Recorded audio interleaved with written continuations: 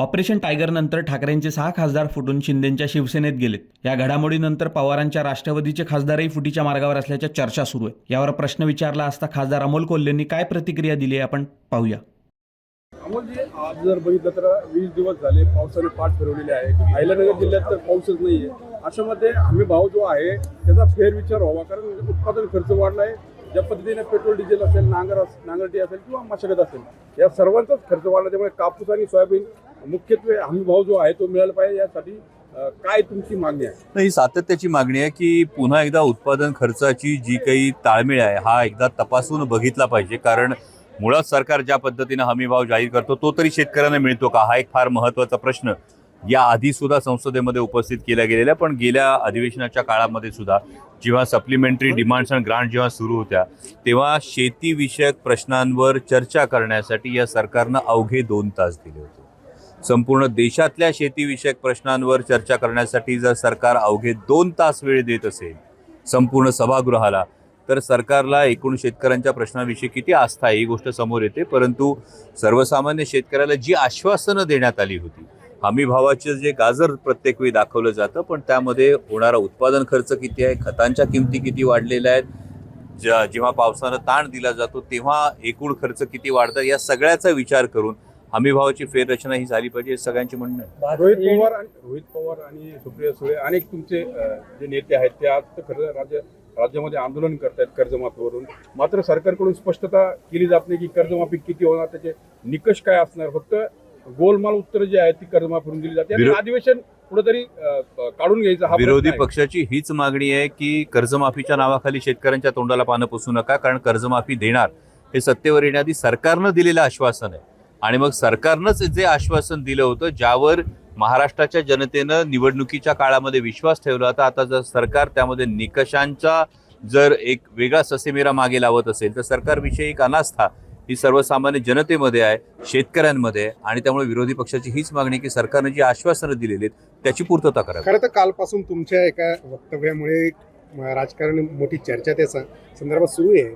शिंदे सेनेचे जे मंत्री आहेत संजय शिरसाट हे म्हणतात की सगळं आधीच ठरलेलं आहे, आता हे फक्त सगळं वातावरण निर्मिती सगळी सुरू आहे.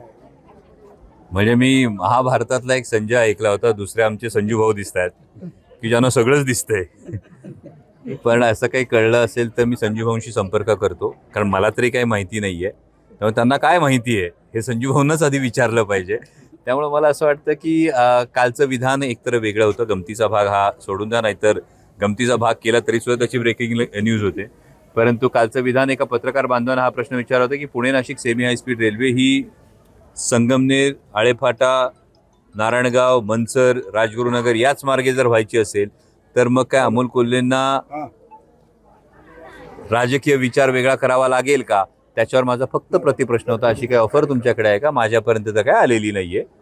एवढंच साधं ते विधान होतं. आणि हा विषय केवळ आणि केवळ Pune Nashik semi high speed railway व्हावी, ओरिजिनल मार्गानेच व्हावी, यासाठी जी आग्रही मागणी आमच्या संपूर्ण संगमनेर असेल, अकोला असेल, जुन्नर असेल, आंबेगाव असेल, राजगुरुनगर असेल, या सगळ्याच तालुक्यातल्या जनतेची ही मागणी आहे. त्यासाठी हा प्रश्न होता. खरं तर या संदर्भात सगळे भूसंपादन देखील काही ठिकाणी अगोदर झालेलं होतं, मात्र नंतर अचानक हा निर्णय बदलण्यात आलेला आहे. केंद्र सरकारची या संदर्भात अनास्था आहे की काय आणखी वेगळं राजकारण या संदर्भात केलं जातं? मला वाटतं आपण पत्रकार बांधवांनी नक्कीच याचा शोध घ्यावा.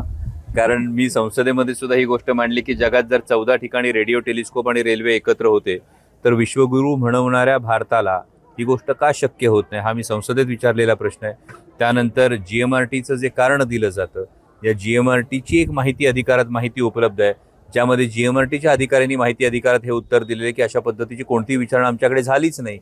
मग अशा पद्धतीने अलाइनमेंट चेंज होत असेल तर ती नेमकी कोणामुळे होतीये, कुणाच्या हितासाठी केलं जातंय का, हे अनेक प्रश्न निर्माण होतात.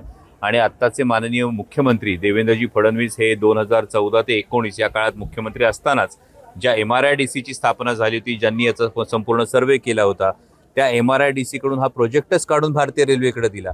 तर माझी माननीय मुख्यमंत्री महोदयांना ही विनंती आहे की आपली देशभरात आजकाल इन्फ्रामॅन म्हणून एक ख्याती आहे, तर ती ताकद वापरून, ते वजन वापरून Pune Nashik semi high speed railway ही जुन्या अलाइनमेंटवरच होण्याच्या दृष्टिकोनातून आपणही ताकद लावावी, अशी माझी मुख्यमंत्री विनंती आहे. म्हणतात की ईडी आणि CBIच्या धाकाने भाजपात आले तर राहुल गांधी का नाही आले?